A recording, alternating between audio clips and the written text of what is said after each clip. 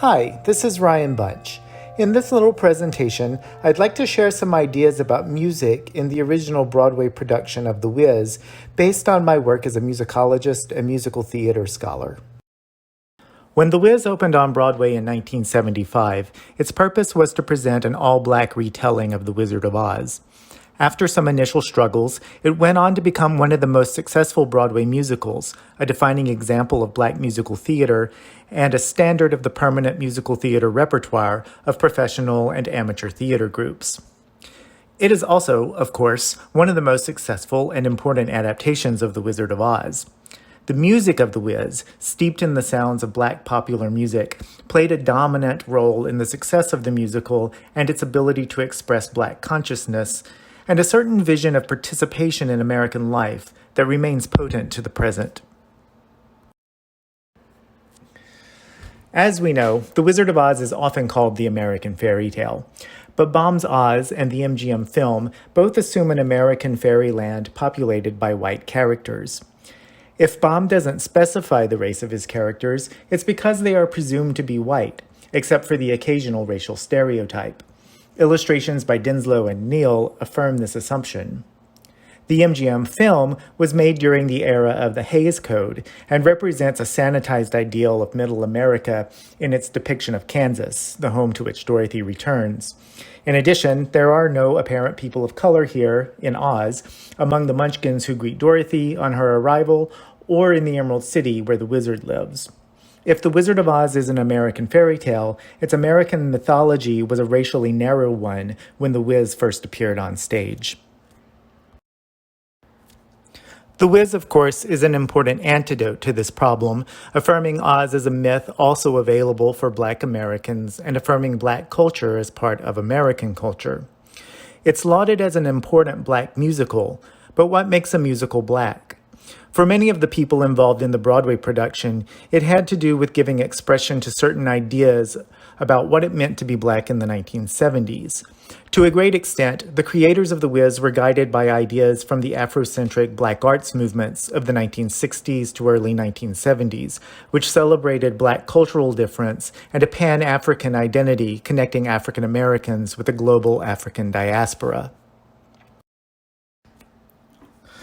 The music in The Whiz and the concept of soul are important in this expression of Black identity. The cover of the Broadway cast recording bore the tagline, "The Super Soul Musical," suggesting that the show's Black essence was in its use of contemporary soul music. Black souls have been a matter of some historical urgency in America, informing debates about slavery and the status of Black personhood, resulting in the formation of distinct Black churches, spiritual practices, and musical traditions.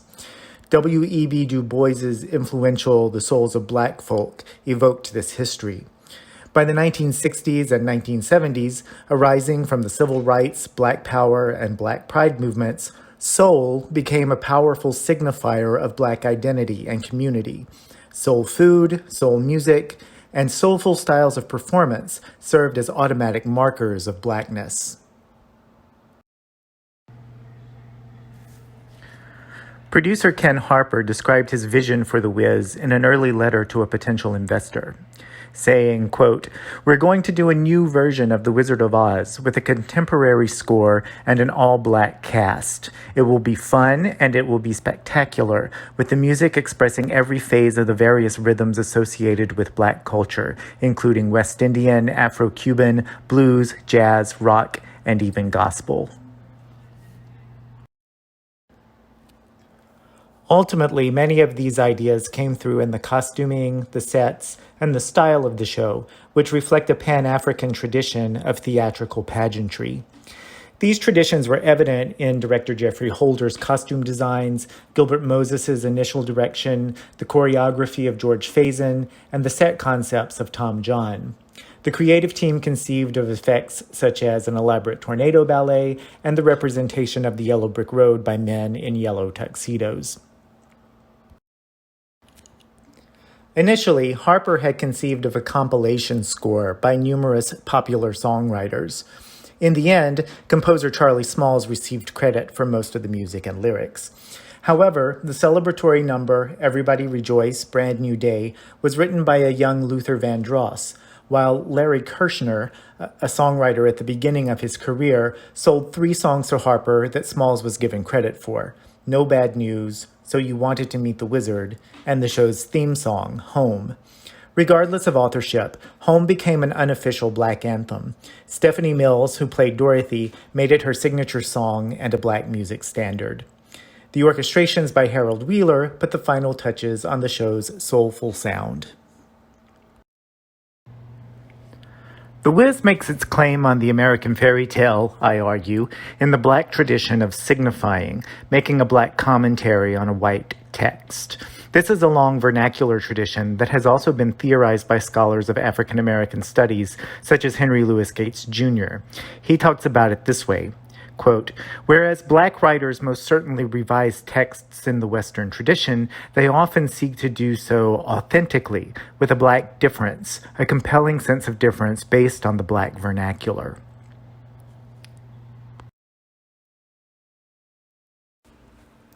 Ease on Down the Road, one of the show's iconic songs, which repeats while Dorothy and her friends join each other on the yellow brick road, may serve as an example of the Wiz's method of revising the pre-existing versions of Oz with a Black difference.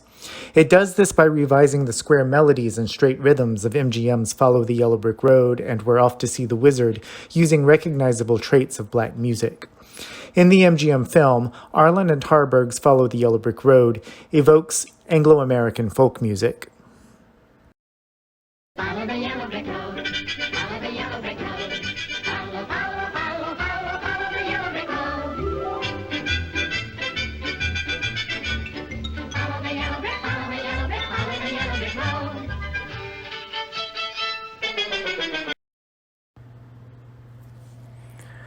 In The Whiz, Ease on Down the Road transforms this theme.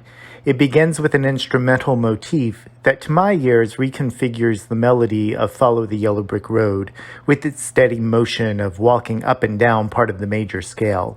Follow the yellow brick road, by adding notes from the blues scale, strong syncopation, and expressive changes of direction.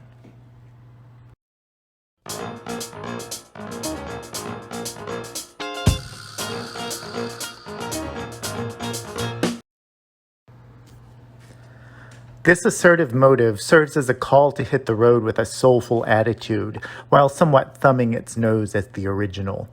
The melody proper is composed predominantly on the pentatonic scale, a basis of Black music from the traditional folk spirituals to the riffs improvised by contemporary R&B singers, with the addition of blue notes. Instead of simply following or walking, the Whiz invites us to ease on down the road, to a motion whose manifest coolness is emphasized by setting the word ease on a syncopated blue note. The soulful backup vocals, syncopated bass line, layered rhythms, and percussive instrumental effects are typical of soul and funk-influenced Black popular music of the 1970s. Come on, ease on down the road. Come on, ease on down the road. Don't you carry nothing that might be love. Come on, ease on down the road. What's important about this music is not just that it has Black style, but that it does so with a certain kind of self-aware audacity. On a large scale, the whole show displays this kind of Black difference, exemplified by changing the name of the American fairy tale from The Wizard of Oz to the very hip The Whiz. Some white theater critics didn't seem to get what The Whiz was doing.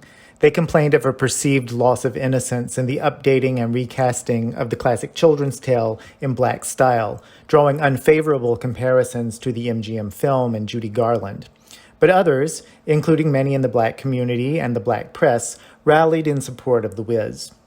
Jessica Harris's assessment in the Amsterdam News emphasized The Whiz's feelings of Blackness. She wrote, "The Whiz is soul food. It is not only food for the soul, but a theatrical version of the impulse that created soul food. Just as black people took cast-offs from white kitchens and turned them into something uniquely theirs, so William F. Brown and Charles Smalls have taken a mediocre story, The Wizard of Oz by L. Frank Baum, which has been canonized by the memory of Judy Garland, and created something uniquely black.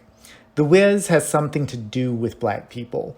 From the moment that Aunt Em, Tasha Thomas, opens her mouth, it is clear that the people who wrote and the people who perform this musical know all about grandmothers and aunts and Aretha and love. The Whiz is a microcosm of black survival in America.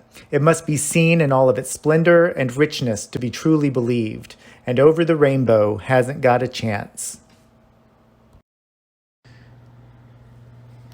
Reflecting on the success of The Whiz several months later, black columnist Bryant Rollins wrote in the New York Times, "The main themes running through the show are slavery and emancipation, the black church and religion, the great black migration from rural South to urban North."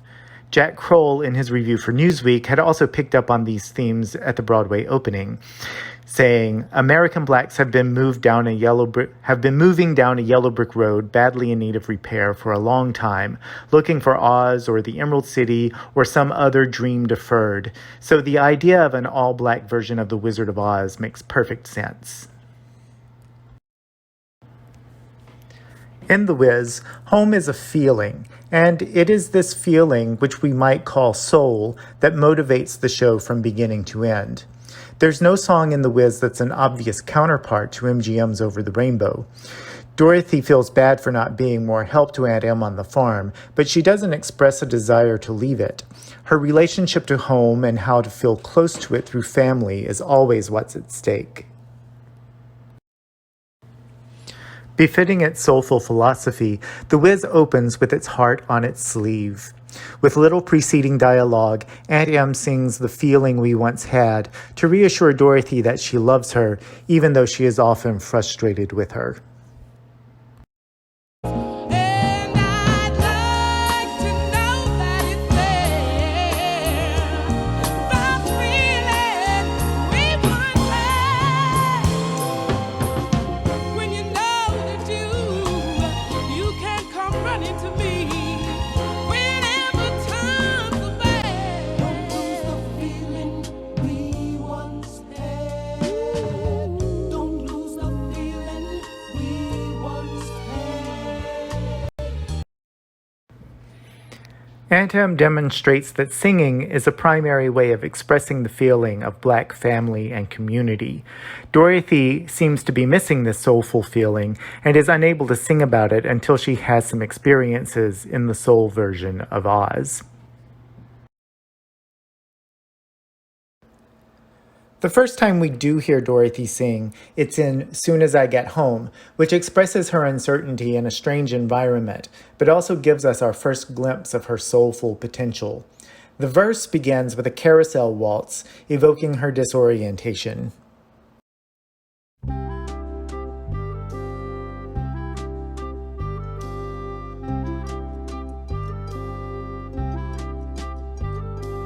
There's a feeling here inside that I cannot hide, and I know I've tried, but it's turning me around.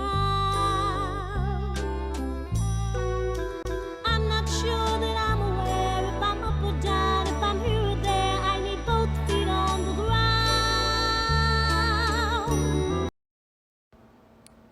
She gains confidence as the music transitions into a more soulful 4/4 time and modulates to a new key in the transition from the verse to the refrain. I'm acting just like a baby, but I'm gonna be alright. Soon as I get home, as soon as I get home,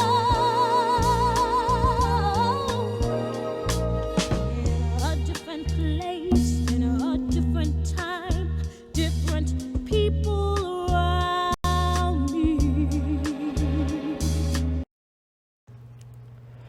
The juxtaposition of a European-derived waltz and black soul music suggests what Du Bois called black double consciousness, the need and ability to navigate life as both American and African American. The carousel waltz also evokes childhood, which transforms into the soulful maturity Dorothy is expected to achieve at the end of her journey. In The Whiz, Dorothy's ability to sing in this style as a black girl constitutes a new sound in the existing Oz repertoire, introducing a mode of singing and transformative possibility specific to contemporary black girlhood. Listening to Mills belt this song, there's no question that Dorothy has soul. Like her friends who already have brains, heart, and courage, she only needs confidence in her performance. It's not enough to perform alone, though. To fully realize her soulfulness, Dorothy will need to perform with others. Her journey through Oz reflects histories of black musical performance as she meets new friends and other Ozites who sing songs influenced by black traditions. In contrast to the MGM film, in which the Scarecrow, Tin Man, and Lion sing variations on the same song, If I Only Had a Brain, a Heart, or the Nerve, in The Whiz, each of Dorothy's friends gets his own unique song. The Scarecrow's I Was Born on the Day Before Yesterday, the Tin Man's Slide Some Oil to Me, and the Lion's I'm a Mean Old Lion, each with its own soulful mix of blues, vaudeville, rock, and other styles. For extra feeling, there are ballads too. Dorothy demonstrates her ability to feel and care for others in Be a Lion, sung to encourage her friend in his darkest moment. And the Tin Man makes a special plea for a heart in If I Could Feel.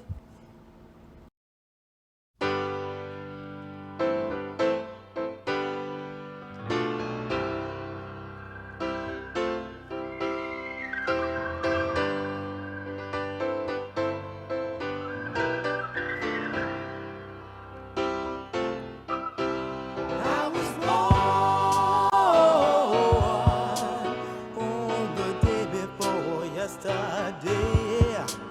I had holes in my shoes and I was crying the blues, and I didn't have no place to stay.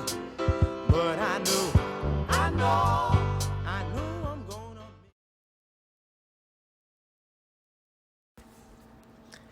The character of the Whiz was created in the original production by Andre de Shields, known for his uninhibited queer persona. The Wiz's Emerald City is a disco club, a spectacle of light and sound where Dorothy and her friends find the beautiful people preening and posing.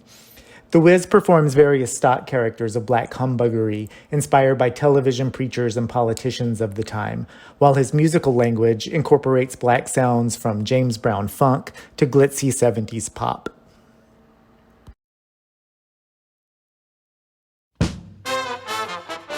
I got to leave, so I pack my bag and I'm going.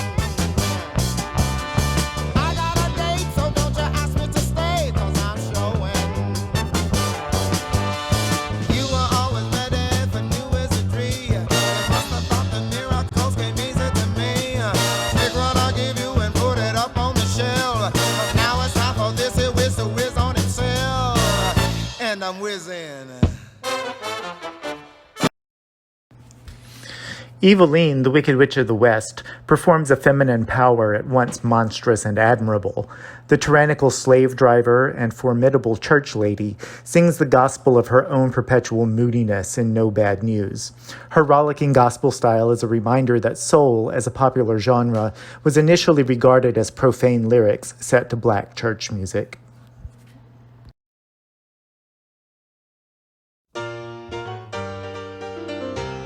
Now, when I wake up in the afternoon, which it pleases me to do, don't nobody bring me no bad news.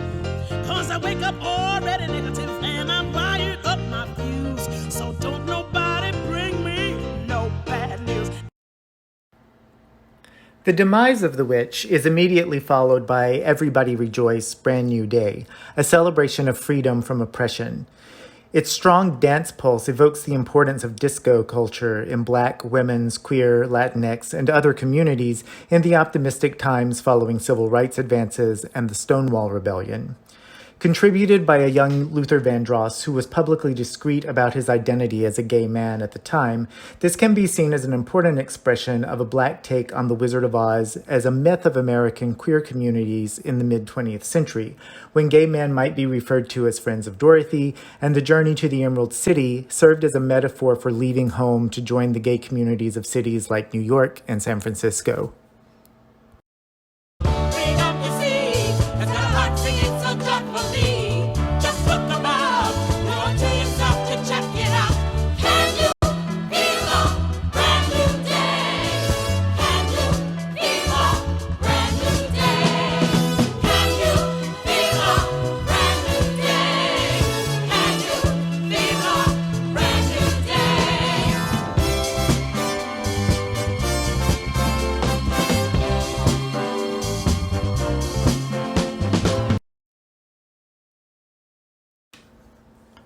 Self-discovery is the theme of The Whiz, as it is of The Wizard of Oz, but here, where the Black difference matters, that self-knowledge takes the particular form of soul.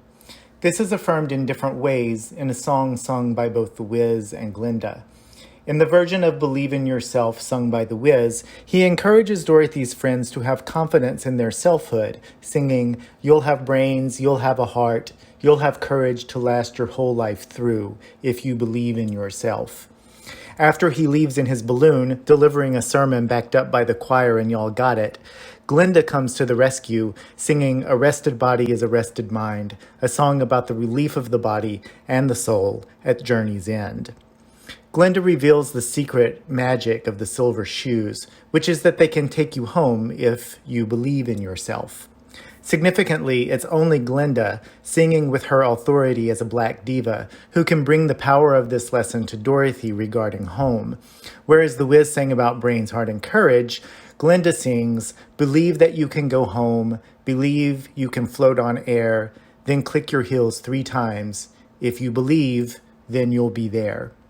This reflects, among other things, faith as an aspect of soul in its gospel roots. Believe that you can go home. Believe you can float on air. Then click your heels 3 times. If you believe, then you'll be there.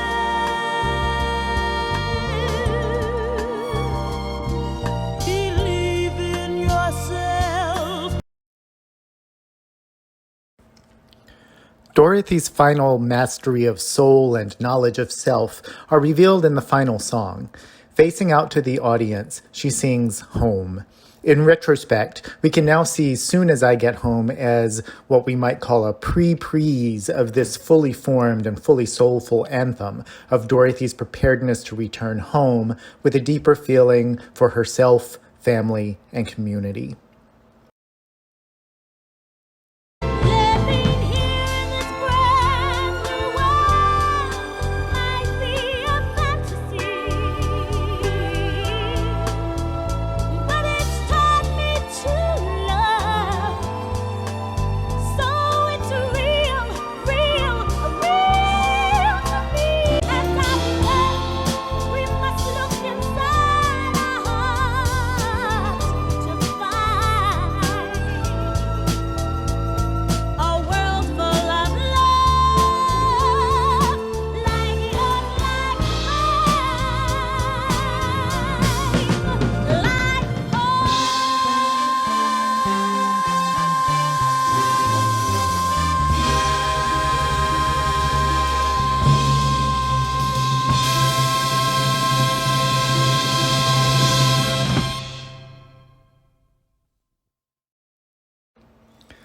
Home is a song type and a mode of performance unavailable to Judy Garland or any other previous Dorothy. In the MGM film, Dorothy accepts the idea of home as a place, declaring, "If I ever go looking for my heart's desire again, I won't look any farther than my own backyard, because if it isn't there, I never really lost it to begin with." The Whiz's message is a repetition of this theme, but with a difference, and the difference is soul, which must be sung. As an alternative to Garland's spoken moral at the end of the MGM film, The Whiz's Dorothy, fully embodying the role of diva, makes home for herself in the act of soulfully singing about it. In The Whiz, the place is unambiguously less important than the feeling. The Whiz has helped expand what Oz can be, possibly paving the way for other expansive visions like Wicked. But above all, The Whiz belongs to Black people who affirm its importance in the community. For many Black families, the film is a ritual television viewing experience, alongside or in place of the MGM film, and likewise resembling a holiday. During the NBC live television performance of 2015, Black people took to social media to express affection for The Whiz and appreciation for its evidence of Black excellence against the backdrop of violence against Black people and the growth of the Black Lives Matter movement. Recently, I attended an outdoor performance of The Whiz in Philadelphia's Malcolm X Park. Here, in a Black neighborhood, The Whiz, a staple of Black culture, was framed as a cookout and family reunion, with food served off the outdoor grill. A yellow brick road was drawn in chalk on the sidewalks that crisscrossed the park, so that during the show, Dorothy and her friends moved through the audience, who were seated in lawn chairs, welcoming them into a performance of Oz and Community. The audience in turn cheered and clapped along to the songs. The director of this production told me her reasoning for choosing The Whiz. "I think our community needs something that feels good," she said. "I'm in a state of needing to reclaim our joy as a community, and I think it's important for our people to not just ingest oppression that we face every day theatrically, but rather also balance it out with some of the joy of being within the Black community and celebrating our culture."